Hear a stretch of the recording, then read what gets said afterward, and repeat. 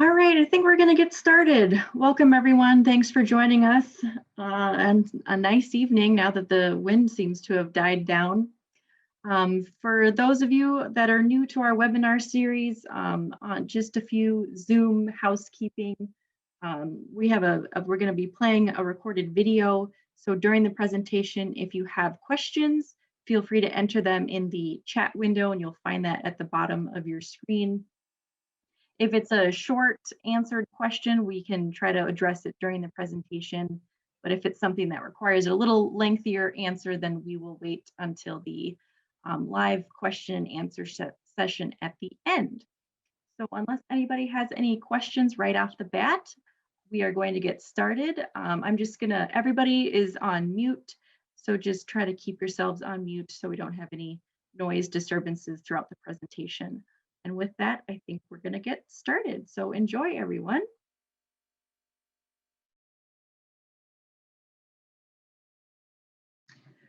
Hello, everyone. Welcome to the last webinar in our conservation webinar series.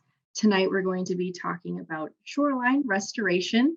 And my name is Franny Jurdy. I'm the urban conservationist with the Sherburne Soil and Water Conservation District. And with me is Dan Sabalka, our senior water resource specialist. And Dan is going to get things started.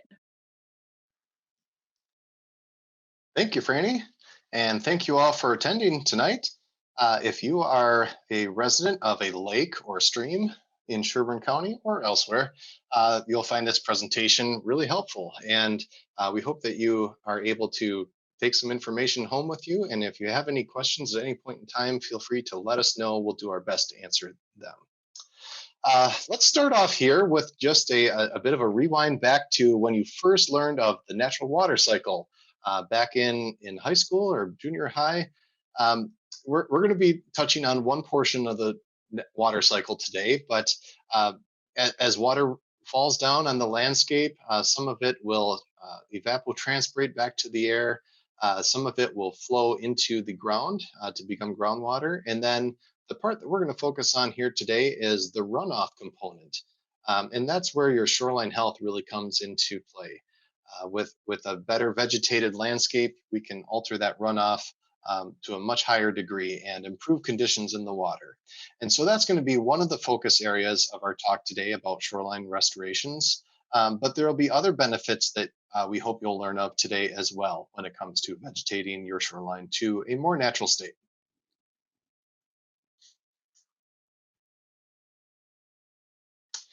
And this presentation, we believe that whether you live on a lake that is large or small, or whether you live on a lake that has a large or small watershed, that you'll take something home with you that will apply to you in your lake shoreline, regardless of either of these circumstances.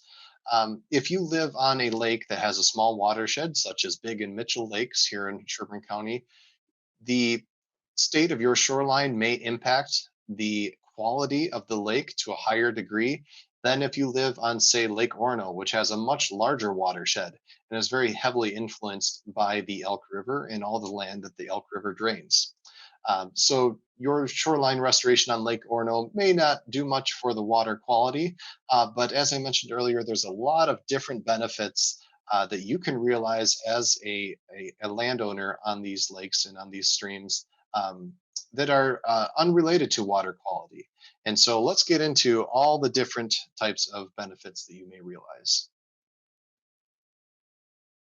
So when we started to develop lakes several hundred years ago, and we started to situate our homes on them, we started gradually dramatically changing the lay of the land around the lakes. So taking a completely natural vegetated shoreline and changing it to, as the picture suggests here, somewhat of a suburb look on the lake.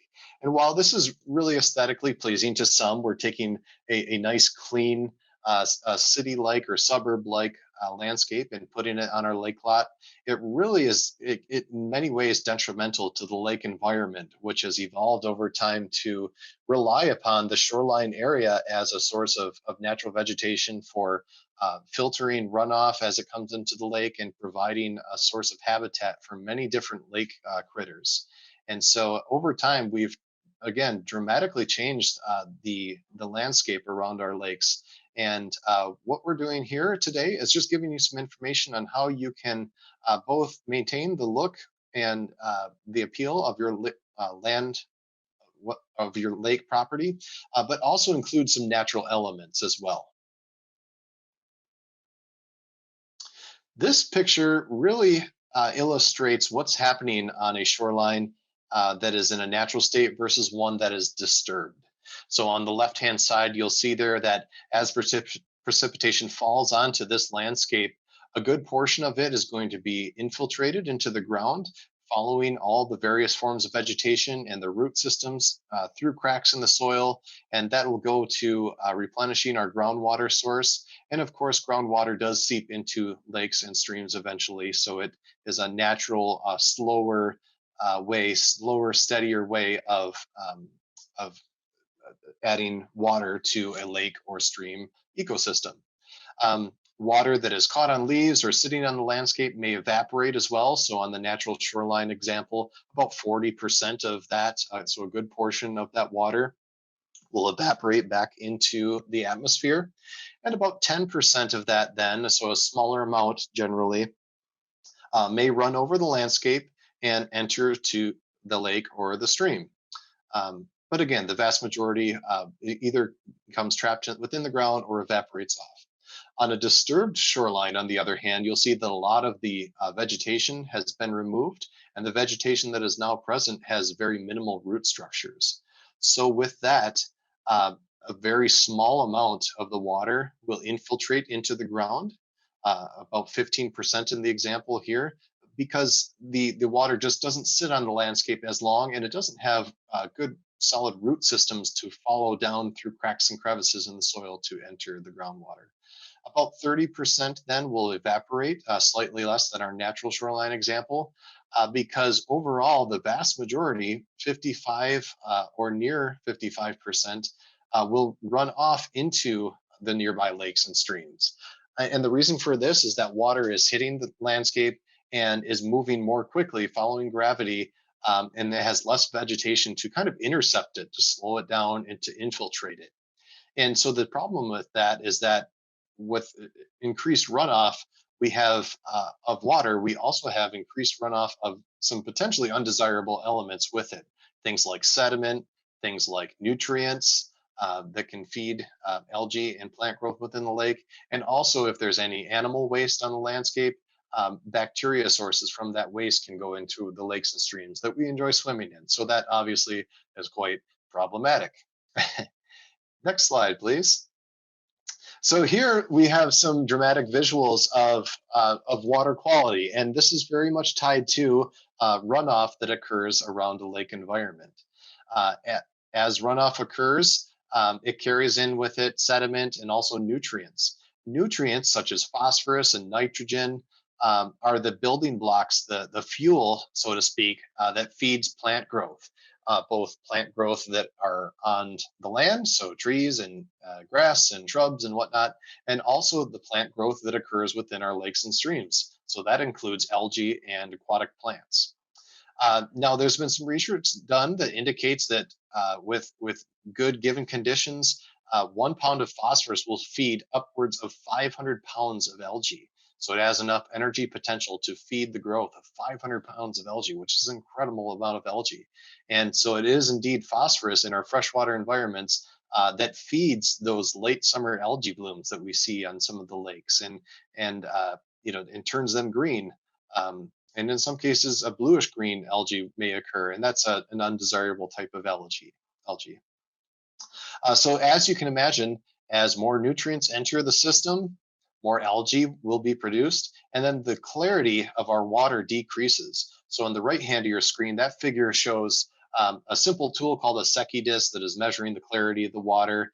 And so if you have clearer water with less algae growth, you will be able to see that Secchi disk to a much deeper extent than you would otherwise. And that's because the light from the sun is able to penetrate deeper into the water. There's less algae particles and things like that to distract those light rays as they penetrate the water.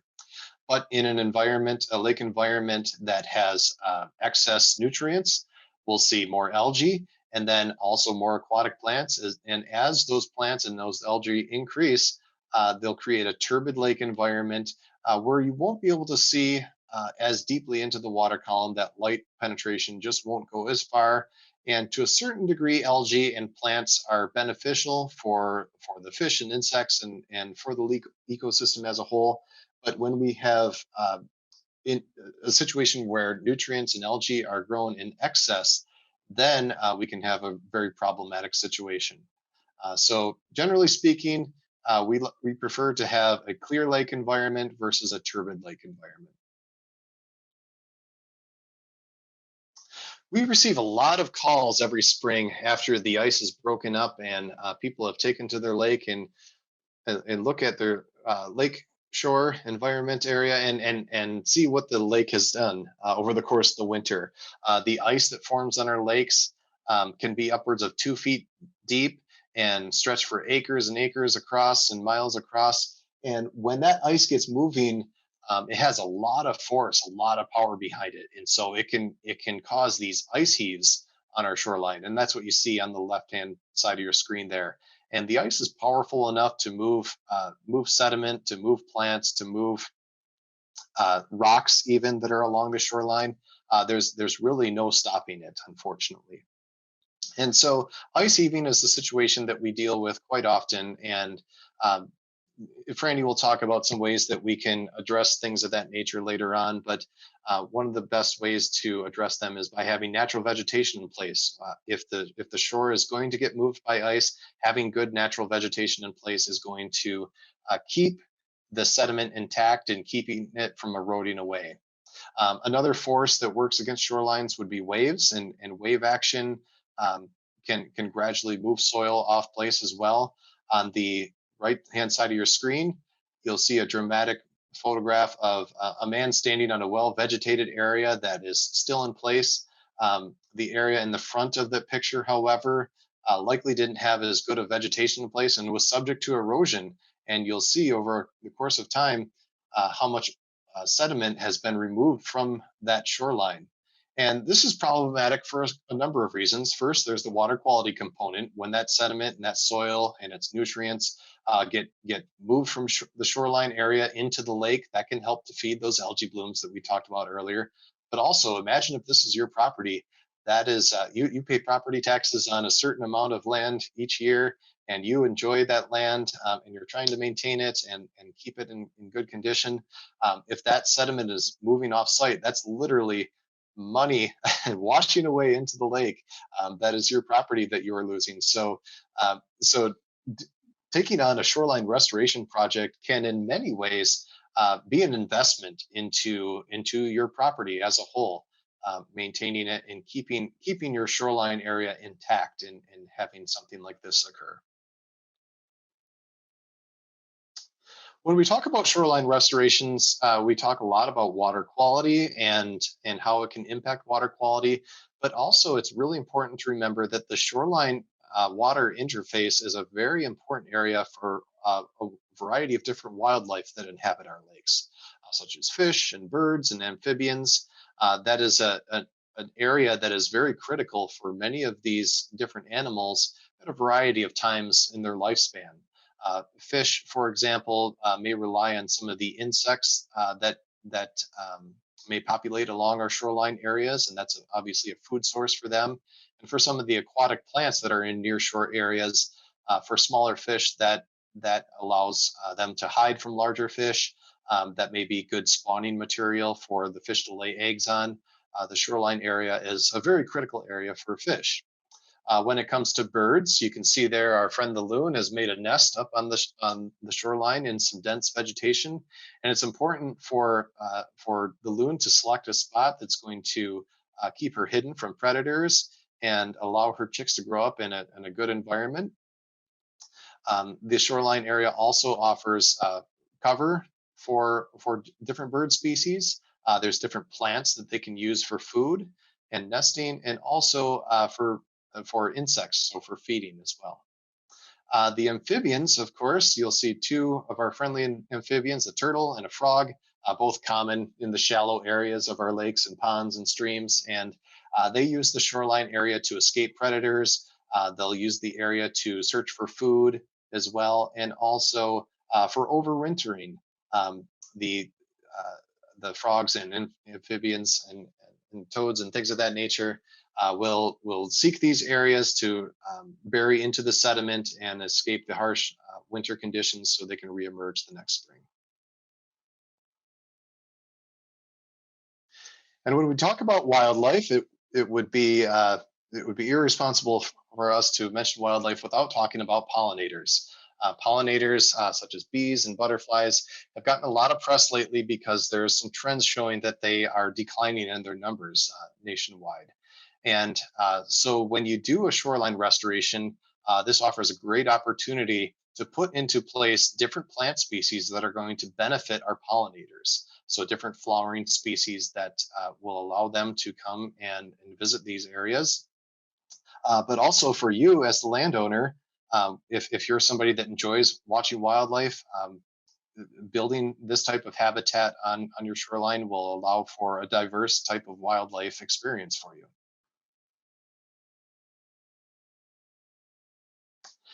And speaking of wildlife, there's some wildlife that we love to have on our shorelines and some that we do not enjoy having as much.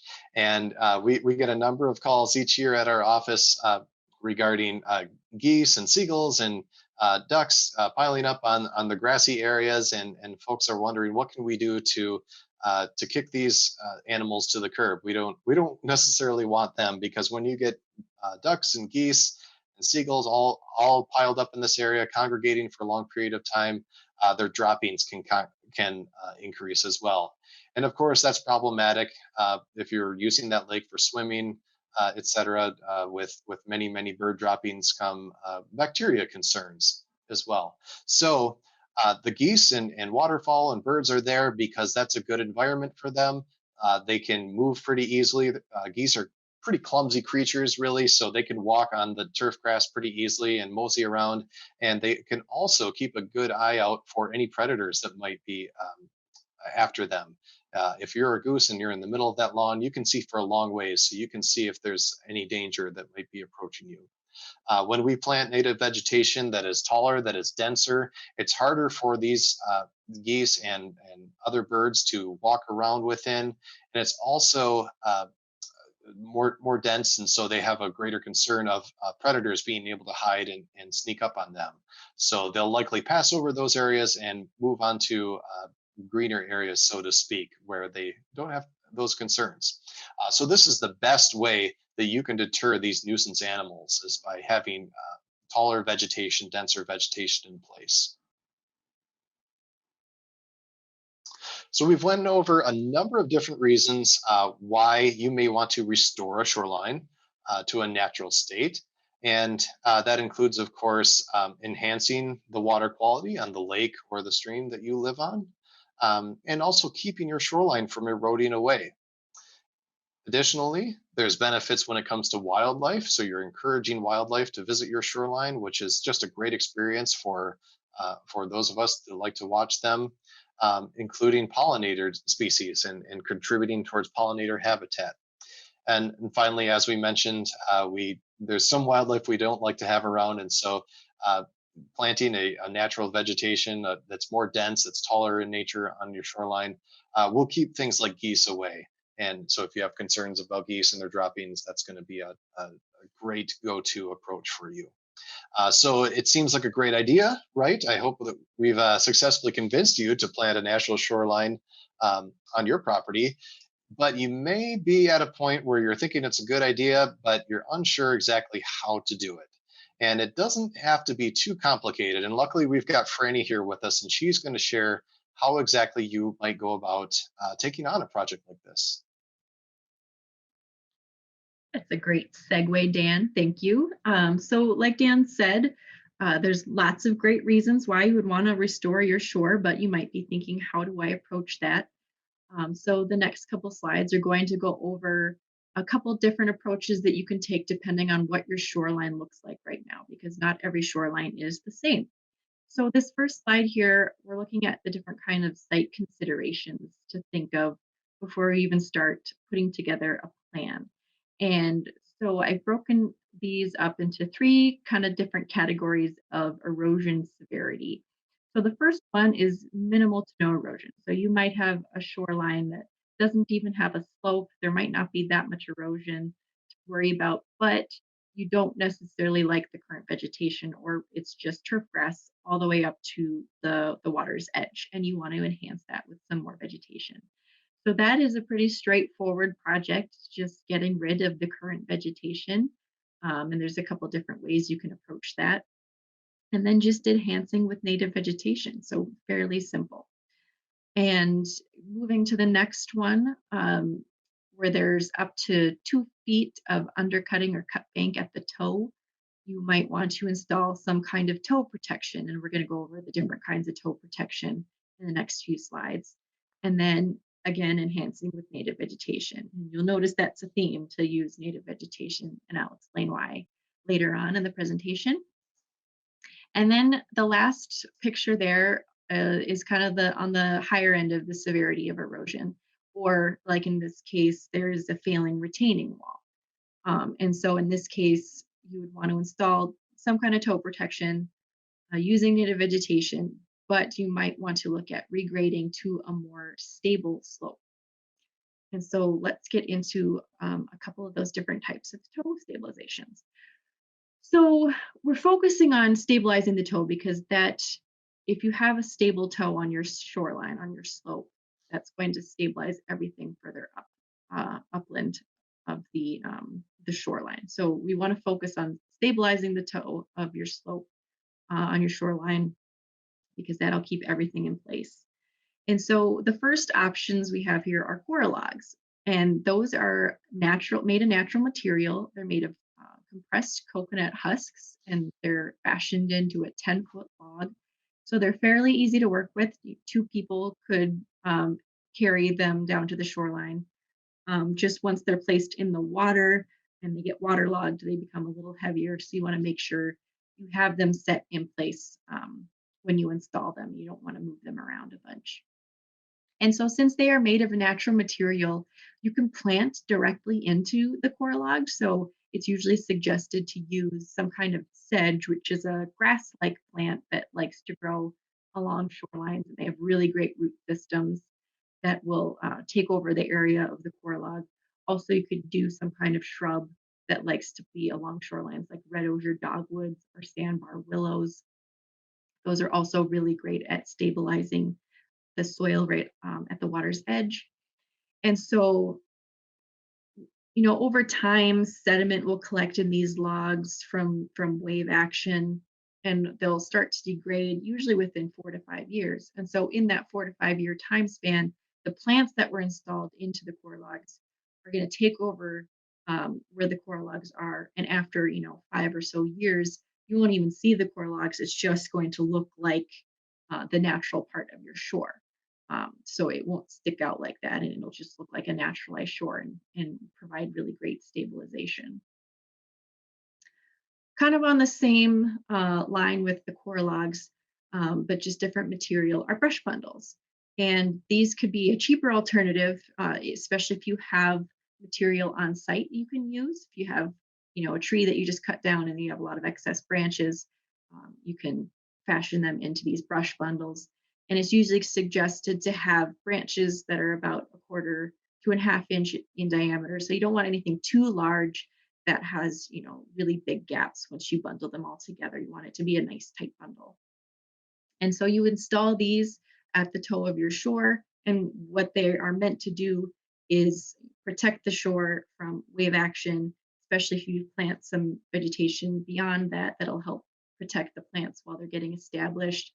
But with the wave action, sediment will kind of collect into the brush bundle as well. And eventually plants will take over, so you won't see the brush bundles. Unfortunately, unlike the coir logs, you can't plant into them right away because there's obviously no planting medium with the big gaps in the branches. But eventually, once the sediment takes over, like I said, plants, the native plants that you put upland will eventually migrate into those brush bundles, providing really great stabilization there. And now aquatic vegetation is something that I think is overlooked in terms of stabilizing our shores to prevent erosion.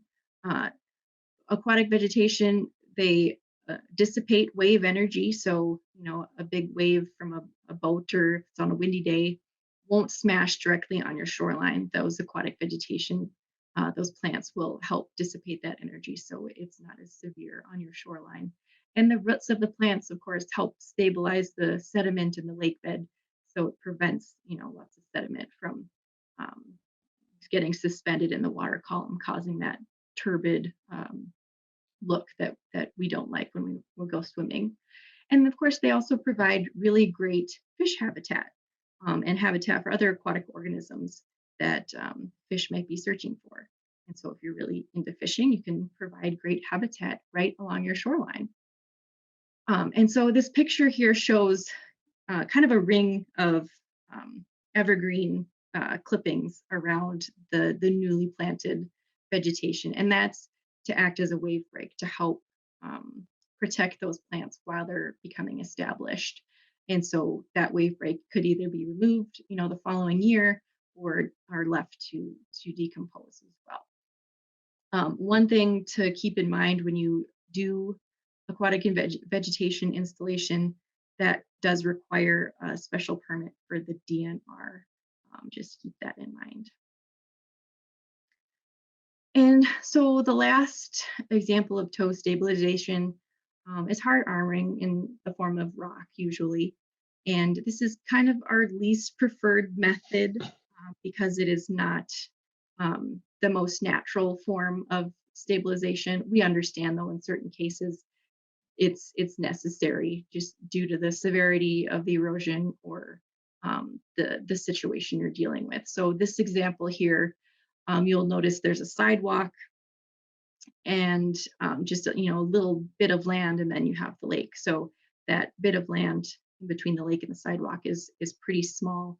So ideally, we would have liked to regrade that slope back further so it was more stable, more gradual, but we couldn't because of the constraints of the sidewalk. So we had to use rock to ensure the stabilization of the slope.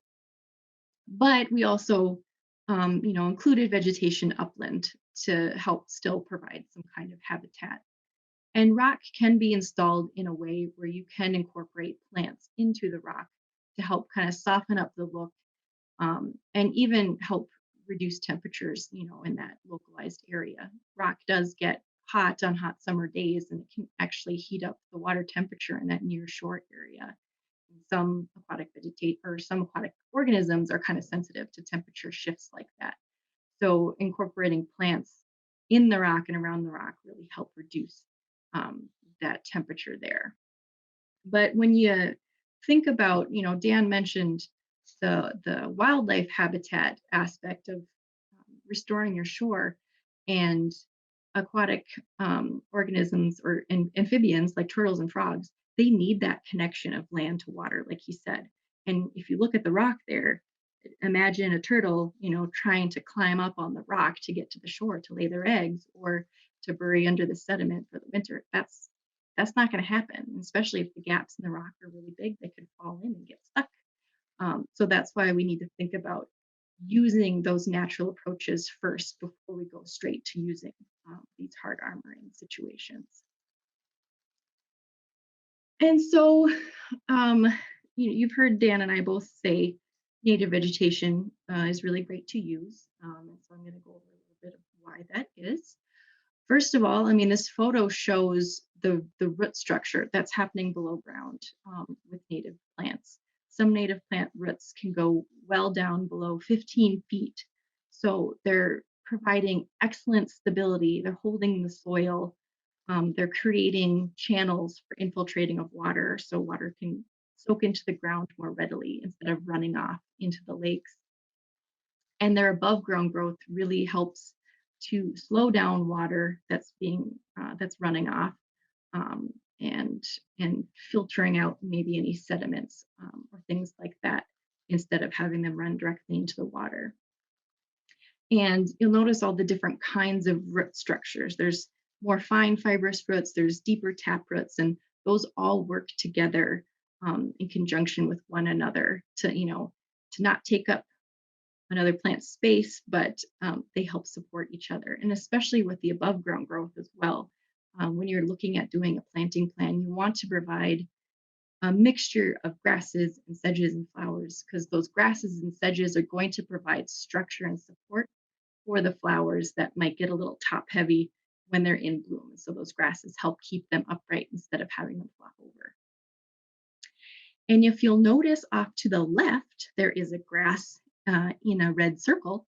That is a lawn grass, or more specifically, Kentucky bluegrass, which is your it is pretty typical lawn grass found in most turf areas.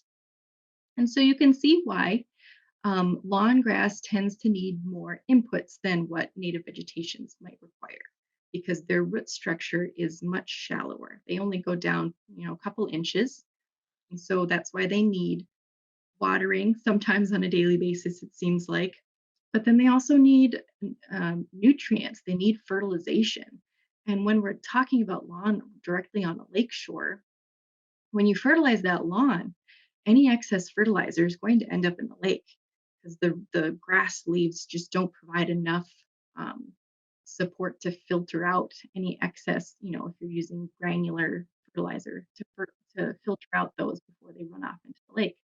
So if you have a really green lawn on a lakeshore, the chances are you're going to have a green lake because of all those excess nutrients getting into the lake as well.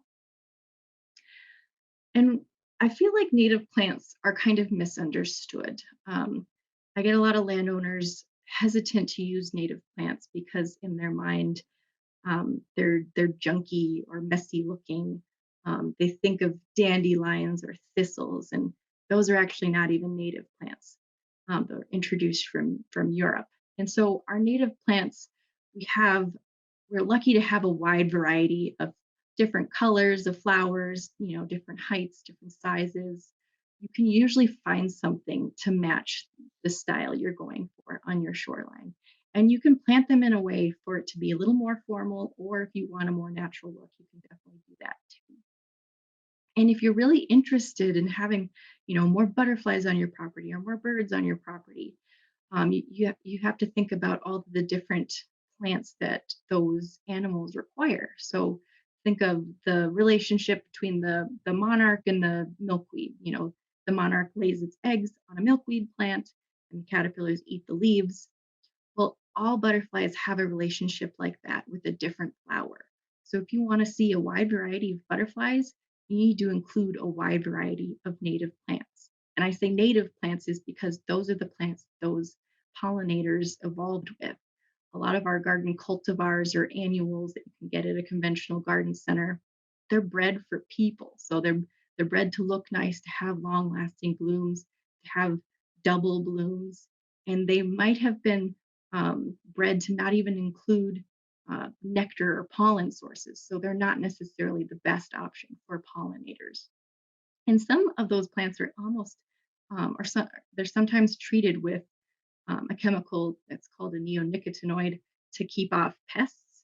And those can actually impact pollinators as well. So you really want to make sure you're getting native plants and knowing the source of these plants and that they're not treated with any chemical ahead of time. So the last few slides, I'm just going to quickly go over some project examples to kind of give you an idea of before and after of different approaches for shoreline restoration. So this first example, you've already seen the before photo. There's a little bit of a slope and kind of site constraints with the retaining wall there, so not a whole lot of regrading as possible. Very sandy, and there's even a little bit of a ice ridge forming there. But even still, we thought it didn't need anything super severe like hard armoring, so we utilized core logs. Then we planted native vegetation that is well adapted to that sandy soil. So those plants will fill in, take over, and really help stabilize that shore. So pretty straightforward project. This next one, also pretty straightforward. You've seen the before picture. This landowner really just was interested in enhancing their shoreline for pollinator and bird habitat. And so they used a combination of seed and live plugs. And the picture on the right is actually, I think, 11 years into this restoration. So it's well established, a lot of great variety of flowers. And, you know, every year the landowner lets me know of all the different kinds of bees and butterflies she sees. So it's really cool to see that progression. And then this last project is a little more of a severe case. They had retaining walls made of old telephone poles that were starting to fail and lean at a pretty severe angle where they shouldn't be. So they wanted to remove that, but then restore the shore to a more natural state. They didn't just want to replace the retaining wall. And so the retaining wall timbers were removed and the shore was regraded to a more stable slope. And then the whole area you see there that has erosion control blanket was actually seeded. So they didn't use live plugs in this case. It was all seed. So it's going to look a little more natural. So this is that site 6 years later. So you can see the plants are all filled in. Something's blooming at all times. So it's really great for pollinators and other wildlife species. But you'll notice, you know, down um, at the bottom of the screen here, they did leave an open space for chairs and a table so they can still hang out by their shoreline and enjoy the lake shore. So you can plan out your shoreline in a way where you still have access. You don't necessarily need to restore the entire length of your shoreline. You can definitely find a nice balance there to be able to recreate, but also provide really great habitat for all sorts of critters.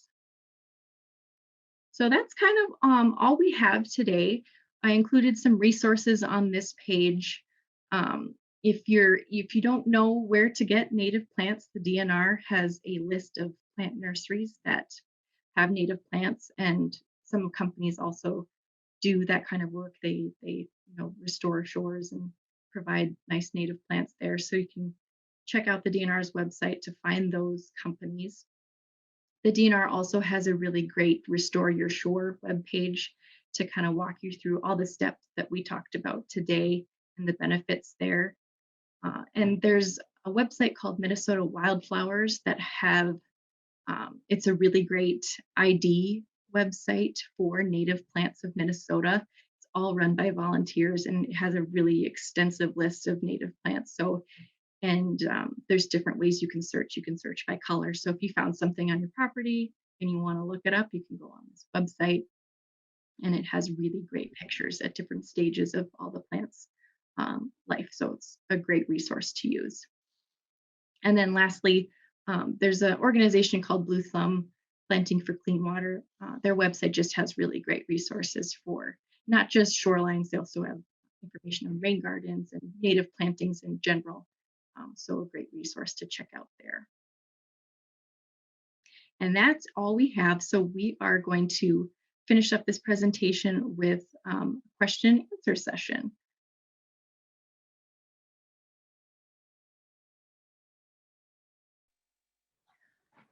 All right, welcome back. So I think we've been having some questions being answered in the chat, but Dan, if you want to unmute yourself, we can continue answering those questions. And if anybody has any new questions, feel free.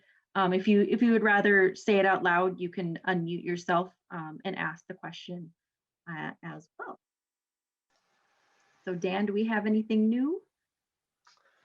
Let's take a look here. We only had a couple questions, and I believe that we were able to answer those during the session. So there's a question about securing brush bundles and if the technique would be similar to that which we use for choir logs. And for the most part, yes. the wooden stakes that Franny was speaking about earlier on, those would be a good way to secure those brush bundles. And using those wood stakes, over time, the wood will, it's a natural substance, so that's a preferred method.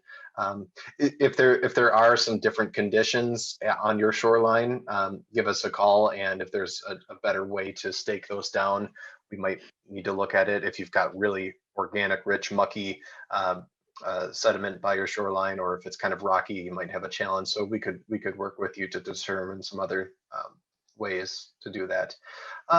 There's a question about seeking approval to install rock. As Franny mentioned within the presentation, rocky shorelines might be common, say, in the northern part of the state. But in our area, our lakes have evolved over time without rocky shorelines. We've got a lot of sand in our county, and so we see a lot of nice sandy beaches and vegetation up to the water's edge. So that being said, we prefer to use native vegetation sources on our shoreline restoration projects. Again, we get that filtering effect with water, and then we also provide some kind of habitat for the animals there. Rock is necessary in some circumstances where we need to control erosion in a high traffic site, or other circumstances with a steep shoreline, etc. So when rock is necessary, we will use it, but in general, when you're doing any type of project along your shoreline, get in touch with us and we can direct you to the proper authorities that oversee those projects and give approval for those projects. So depending where you live, if you're in the city limits somewhere, you may have a contact at the city that you need to get approval from, and a permit to approve that work. Or if you're in a township, they might be the local authority for that. Just depends where you live. And then most times it's a good idea to get in touch with the DNR, our local hydrologist. His name is James Bedell, and he's great to work with. He gives us a lot of great ideas for shoreline restorations. And generally, if it's something that comes out of our office, he's very supportive of, because he knows that we're working to restore it towards a natural state.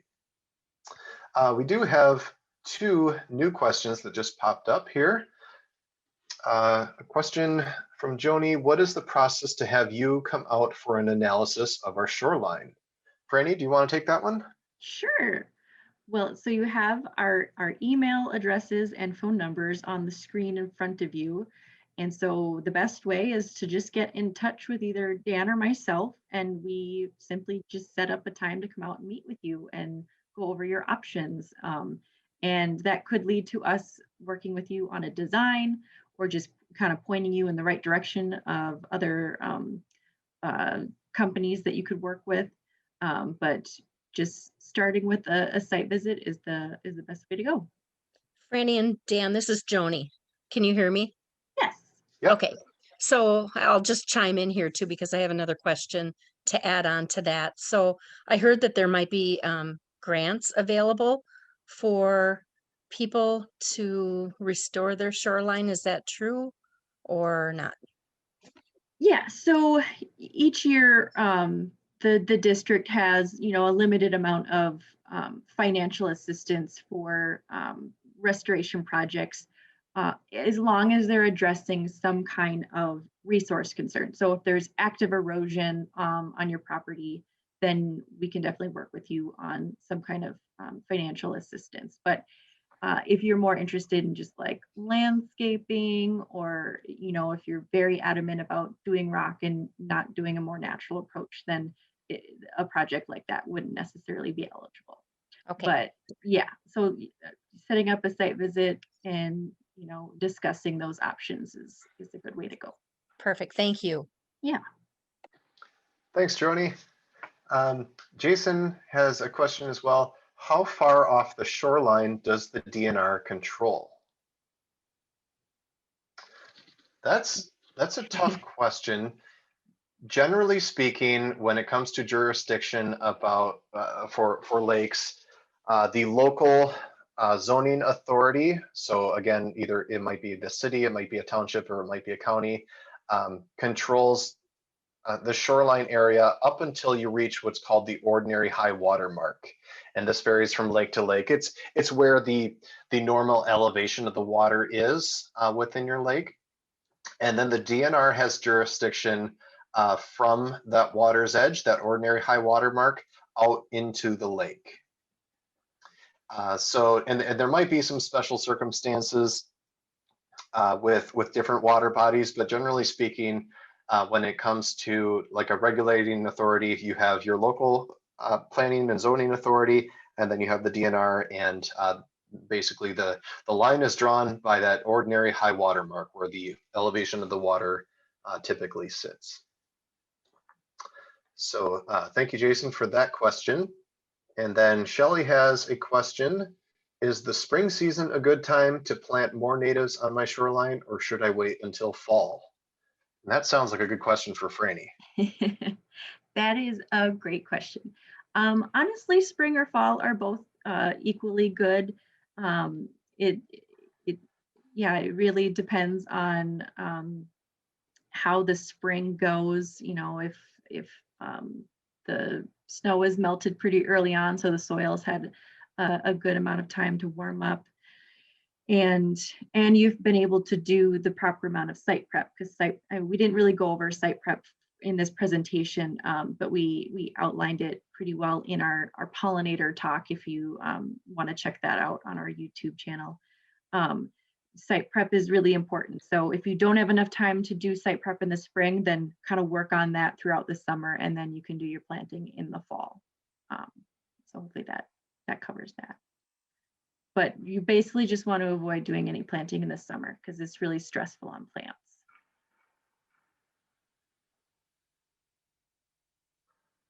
Okay, thanks for that question, Shelley and Franny, for your knowledge. I don't see any other questions in the chat. So if there's any other questions, feel free to sound off in the chat or unmute yourself and speak to us over your microphone. Of course, if you have questions later on that come up, you're always welcome to, as Franny mentioned, contact either her or myself. Our information is up on the screen. If you have other resource concerns, keep in mind the Soil and Water District Office. We have a variety of staff that can cover just about any conservation question you might have, from forests to prairies, agriculture, to shorelines, etc. So give us a call, and if we don't know the answer, we'll make it up.